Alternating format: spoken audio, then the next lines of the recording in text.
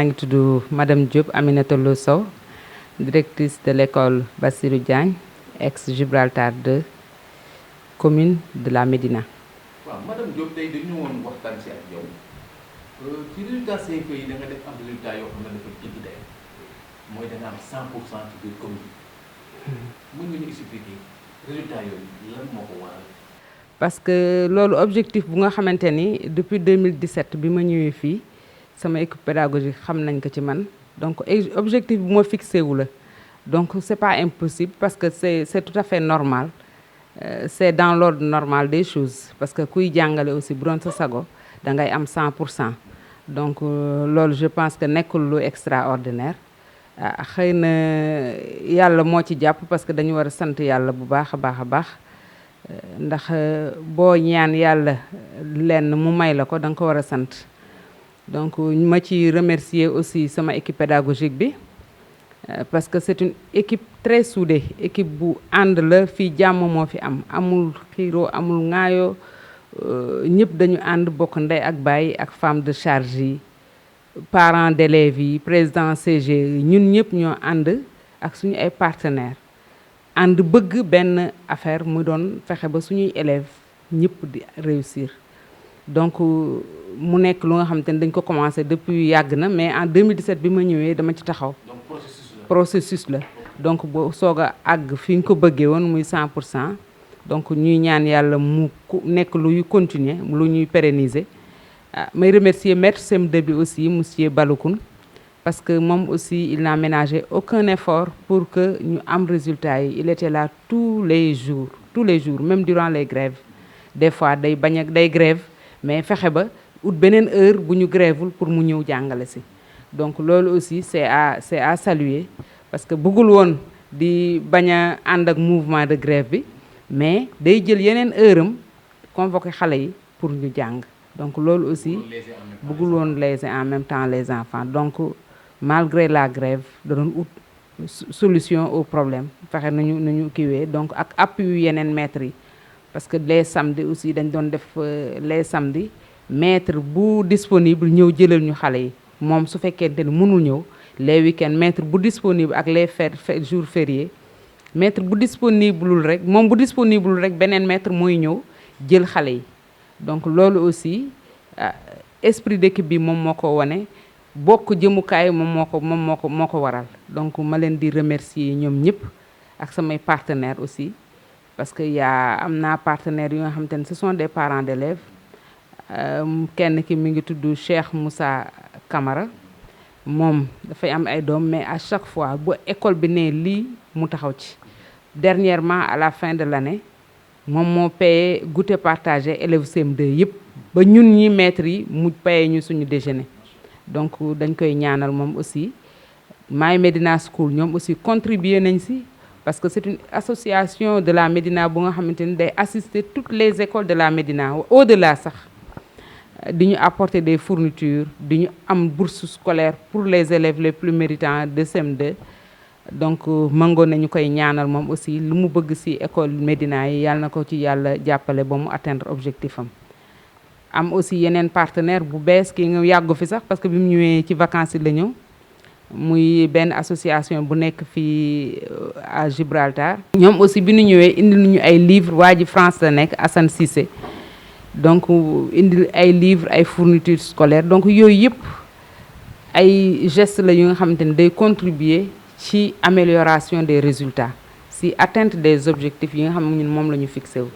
waaw ak CG bi ak ñeneen ñu nga xamante ni des bonnes volontés yu nga xam ne à chaque fois que école soxla leen dañuy bàyyi seen yitte ñëw taxaw muy APE bi présidentam tudd Binta Diouf ak CGE bi la présidente muy Aïssatou Sow donc ñooñu ñëpp dañ leen di remercier vraiment ci taxawaay bi ñu am parce que résultat bi du jàngalekat yi kese mais ñi tourner autour c'est ça du jàngalekat yi kese mais partenaire école yëpp la parents d'élèves yi la parce que parents d'élèves yi aussi bu ñu si jàppul woon xëy na du ñu am lii donc ñoom ñëpp a ci jàpp moo tax ñu mën a am lii donc ñuy sant yàlla encore une fois di sant partenaires yi di sant parents d'élèves yi di féliciter suñu élèves di ñaan yàlla aussi seen lii ñu am ni yàlla na leen jik ba yeneen diplôme yu ko gën fuuf topp si waaw. en fait li xaw a jaaxal nit ñi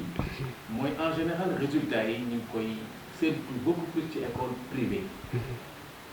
paradoxe bi dañ ko fekk ci école publique en fait loolu moom mooy nekk li nga xam ne moom moo yéen ñi.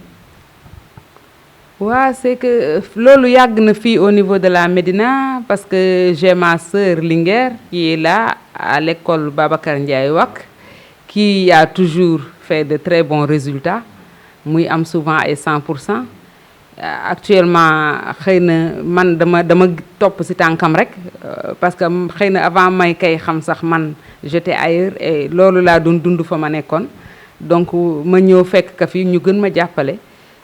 Am aussi suñu commission pédagogique au niveau du district C suñu district bi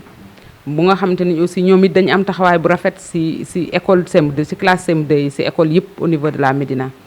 di préparer ay sujets di préparer ay essais à chaque fois pour préparer les élèves du CM2 pour ñu mën a am taxawaay bu mucc ayib bisu examen bi donc ñoom ñëpp affaire bi daal affaire district la. Donc dama taxaw dama nekk ci kanam rek mais il y a des écoles méritantes yu fi nekk ñu nga xamante ne aussi xëy na yàlla moo tudd ni ren man maa nekk ci kanam mais am na ñu ko daan ñu ci daan nekk daan ko doxal daan am ay taux yu toll nii te déwén nit damay ñaan yàlla ñu gën a yokk dans le public ay écoles yu nga xamante ni dañuy am 100% au niveau de la Médina ak au niveau de Dakar Plateau pourquoi pas au niveau du Sénégal donc parce que public bi moom wax dëgg yàlla dañ ko bëgg gën a yëkkati waaw suñu objectif mooy loolu nous sommes tous des produits du public te gis nañ ni état bi su àggee fii mu àgg aussi c'est grâce au public xëy na perdre na lustre dans le temps mais actuellement vraiment ñoo ngi ci tànk redoser blason bi incha allah. waaw li may wax toujours loolu la mooy ñi ngi leen di jàpp regard boo xam dañ ko am benn regard bu négatif ci école publique parce que dañ gisoon ne école publique ñu ne jàng amatu fa mais gis nañ ne yëf yi commencé na changer. C'est une conscience de l'État, c'est une conscience des enseignants, c'est l'éducation des parents, ou alors c'est un global. Ouais, de toute façon, nous filles au niveau de la Médina, parce que je ne vais pas parler uniquement au niveau de mon école, mais dans le cadre global d'abord, au niveau du district. Au niveau du district, il y a des directrices d'école et des directeurs d'école très engagés, franchement. Nous avons des réunions chaque mois. Des réunions yu nga xamante ne entre nous naka la ñuy def ba objectif yi ñu fixé wu ñu atteindre ko ku nekk di apporter sa pierre à l'édifice donc loolu am na d'abord mu ñëw au niveau de notre école ñun ñu am fi aussi équipe pédagogique bu nga xamante ne ñëpp dañu ànd dégg nga léegi bi ma lay wax ni la les samedis yeneen maîtres yi aussi dañuy ñëw di def cours c'est un engagement d'un groupe waaw d'une équipe ñëpp a ko bëggoon keroog bi résultat yi génnee ku nekk daf may woo ni ma directrice li nga bëggoon atteindre nañ ko macha allah donc sant yàlla rek donc moo tax bu ñu nee c'est quelque chose ki nga xamante ni dafa kii bon ñun duñu ko gisee noonu parce que lu ñu yàgg bëgg la yàlla moo koy soog a tudd donc dañuy sant yàlla rek dañuy sant yàlla. en fait lu tax encore résultat bi nekk résultat boo xam ne ñu nekkee magnifié mooy école bi ñi xamoon nañ ko. il y a 10 ans. Il y a 15 ans. dafa nekkoon école nekk pas réalisante. gis nañ ni bu ñu fi ñëwee ba léegi gis nañ ne yaa ngi dox ay jéego.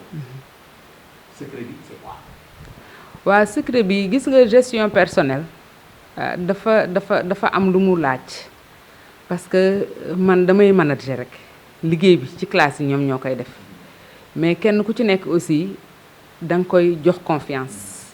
di échanger à chaque fois dañuy échanger du tere aussi soo gisee lu nga xamante ni gis nga ni lii du peut-être yaakaar nga ni jar na waxtaane dañ koy waxtaane donc communication bi am au niveau de l'équipe moom aussi lu am solo la parce que daf ñu permettre ñu mën a régler yenn problèmes yi mais aussi def ay jéego pour aller de l'avant donc je pense que à l'interne daal ñun noonu la ñuy doxalee dañuy waxtaan dañuy sottante xalaat dañuy bokk daan lépp daal bokk jëmukaay donc buñ ko loolu bu amee rek confiance bi am entre nous donc wax dëgg yàlla ñun loolu daal mooy suñu secret donc jàppalante bi dans toutes les classes vraiment loolu mooy suñu secret ak cellules yi ñuy def au niveau de l'école donc yooyu aussi jàppale nañu trop waaw. ñu ngi xam ne maintenant quartier bu difficile la. jàng amoon na fi. mais de peu de temps dafa tumuraan. gis nañ de peu de temps nag. yëf yi ñu ngi reprendre at. te lan ngay wax parents d'élèves yi. waa gën leen ñaax rek parce que loolu nga wax noonu au niveau de la Médina dañ ci am ay problème bu baax a baax a baax parce que xam nga ni quartier yi dafa compliqué da nga siy gis kër yi nga xam ne dafay xat lool ba nga xam ne xale yi suñu wàccee fu ñu toog jàng sax problème la donc ci mbedd mi la ñuy nekk dañuy conscientiser les parents rek à chaque fois loolu la ñuy def di leen wax di leen jox aussi des exercices chaque fois bu ñuy wàcc même CI maître bi buy wàcc day photocopier jox ay exercices yu nga xamante ni xale yi durant les week-ends dañ koy def donc ñun daal loolu la ñu gis ni peut-être dox leen ay exercices peut-être bu ñu xamee ni boo ñëwee dinañ ko contrôler lu ñu ñàkk jot dinañ ko def donc di gën a woo parents yi su pour ñu jàpp bien que metti na conjoncture bi metti na am na ñi nga xam bu ñu xëyee suba bu xale yi di jàng ci sax duñ leen yëg parce que fekk na ñoom ñu xëy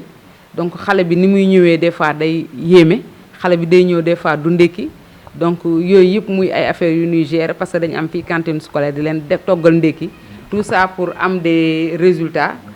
donc loolu moom moo ko waral dañ leen di defaral ndékki pour xale yi nga xamante ni lekk bi des fois day poser problème ñu mën leen a jàppale pour ñu lekk mën a suivre normalement donc ñuy interpeller aussi encore une fois parents yi parce que investissement bi ëpp solo bu nit mën a def mi ngi koy def ci doomam amul beneen looy daw su fekkente ni sa éducation doom melul nu mu war a mel rek dina am lu nga xamante ni manqué na parce que yàlla ci boppam moom moo ñu sant ñu sàmm njaboot gi am na ñi nga xamante ni dinañ dund ba kii duñu mën a am doom donc yàlla bu la joxee doom da nga ko war a taxaw jàppale ka ba mu mën a demal boppam donc ñuy interpeller parents yi ci loolu ñun suñu wàll ñoo ngi koy jéem a def normalement ñoo ngi interpeller parents yi nag ñu jàpp ci parce que loolu moom manqué na trop amuñu ku ñu jàppale ci kër gi ak ci yenn leçon yeeg yooyu parce que xale yi duñu jàng aussi leçon donc ñoo ngi ciy daal interpeller parents yi pour ñu jàpp ci bu baax a baax ndax résultats yi at yi di ñëw aussi mu gën a mu toll fi mu toll daal fi mu yem nii mu gën mu waaw ñu mën ko maintenir daal ñu mën a maintenir le cap des 100%. yow ñëw bu yàgg bi nga foo jógee avant nga jàng nekk jàng fee avant nga ñëw en général yan jafe-jafe ngeen gën a am à l'école. waa man fi ma nekkoon moom souvent difficultés yi ñu rencontré fii à Dakar ñun foofu amuñu ko woon foofu parce que booy xool dans les autres zones man j'étais à Kébémer donc foofu nit ñi yenn jafe-jafe parce que foofu kër yi peut-être gën na yaatu gën nañu am possibilité jàng parents yi gën nañ am temps c'est ça ba pare parents yi dinañ am temps pour toog assister seen njaboot fii daw bi dafa metti da ngay gis parent moo xam bu xëyee daw na wuti balaa muy ñëw ngoon du xam du doomam nekkee donc les contextes ne sont pas les mêmes. waaw macha allah loolu daal moom la ñu gën a remarqué donc loolu mooy problème bi mais du tere rek ñuy interpeller di conscientiser di wax daal waaw. bon ren macha allah bu ngeen jot yàlla digal ne atteindre ngeen. ngeen ci perspective. yàlla yóbbu déwén yàlla nañu ko fekkee tam. sa perspective. waaw toujours rek 100% ñun moom la ñuy fixé wu depuis ma ñëw fii en 2017 100% la ñuy fixé wu ku ma dégg man Kébémer laa nekkoon ku ma dégg dina xam ni man ñi ma xam foofu bu ma déggee dinañ xam ni man ci lii laa mës a dox donc ci lay continuer aussi di dox donc beneen cadre bi ñuy kii rek mooy interpeller rek bonne volonté yi parce que gis nga cadre école bi ñoo ngi ñaan donc le maire il nous a toujours soutenu daf ñuy jàppale toujours bureau bi moom moo ñu ko jox moo ko defar moom moo ñu équipé donc ñu koy gën a woowaat rek parce que moom école bi xaritam la ko tuddee grand serigne de Dakar El Hadj Bassirou Diagne mu ni ma papaam la xaritam la dinaa defar école bi ba mooy dàq ci école Médina yi moment bi nag ñëw na def nañ résultat au niveau de la Médina ñu ngi woo sama frère monsieur Bamba Fall doomu Ndar la xam na bu baax ñoo bokk koñ à Saint-Louis maa ngi koy woo ci jàppal gën a àggale liggéey bi mu sumb pour ba à la rentrée xale yi ñëw fekk école bu rafet parents yi aussi ñoo fekk fi école bu rafet waaw. il y a damay paraphraser l'ancien président de la République Abdou Diouf da doon wax ku def lu rëy am lu rëy. waaw donc c'est le moment. waaw ñoo ngi koy xaar vraiment ci suñu maître CM2 bi. mais surtout. njabootam aussi. waaw waaw Bassirou Diagne waaw ñoom aussi maa ngi leen di interpeller parce que man Ndande laa nekkoon. Ndande ku xam ku ni Ndande xam nga ni doomam bi Pape Diagne il est originaire de Ndande. waaw j'ai essayé de l'appeler jotuma ko mais yaakaar naa ni su seetaanee lii waaw ñoo ngi koy ñaan daal suñu déggee mu rapproché wu ci ñun ñu waxtaan pour ñu gën a taaral école bi ni bu turandoom mel waaw ko xam Bassirou Diagne xam ni ku bëgg boppam la bëgg baax bëgg lu baax ñoo ngi ko ci séntu di ko ci xaar di yaakaar ni aussi suñu wax ji dana àgg fu mu war a àgg incha allah. waa di remercier encore une fois sama équipe pédagogique ay xale yu baax laa nekkal ay xale yu am yar ay xale yu macha allah bëgg seen liggéey surtout maître CM2 bi parce que moom moo tax ñuy wax tey ndax moom moo def résultat yi ñun dañu nekk ci ginnaawam di ko jàppale dañuy tracer ay ligne de conduite dañuy wax mais moom mooy exécuter donc ñu ngi koy ñaanal parce que xale bu yaru la bu disponible di ñaanal aussi xale yi fi des parce que aussi nag ñëpp a ci jàpp daal équipe pédagogique yi nekk ci école yi yëpp directrice yi nekkoon ci école yi sama wet yëpp muy Linguère muy madame Diop Mbayang dama leen di remercier ak suñu commission pédagogique bu district bi di leen remercier bu baax di leen ñaanal am na nag lu nga xamante ni moom laa waroon jëkkee parce que ci fin d'année bi période du examen yi dañu ñàkk suñu benn élève bu nekkoon CI muy xale bu kii lu ndeysaan amoon ay résultats papaam fii la ko jël see woon sax macha allah ñu amoon ci moom yaakaar trop muy Maam Binta Ndiaye mu génn àddina ñuy yeesalaat suñuy njaal si ay waajuram ak si maître am bi ko yore woon parce que ku jege ay élèves am moom aussi monsieur Mbaye donc di ñaanal ñëpp vraiment parce que lii liggéey bi dafa aboutissement la mais am na ñu nga xamante ne ñoo yoroon xale yi balaa léegi donc ñooñu ñëpp daal ñi nga xam ne xale yi jaar nañ ci seen loxo ñoo ngi leen di ñaanal lépp lu ñu sonn ci njaboot gi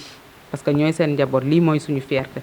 lépp lu ñu ci sonn rek yàlla na leen ko yàlla fay ci barke Seydina Mohamed sallallahu alayhi wa sallam. Merci beaucoup merci. La famille là.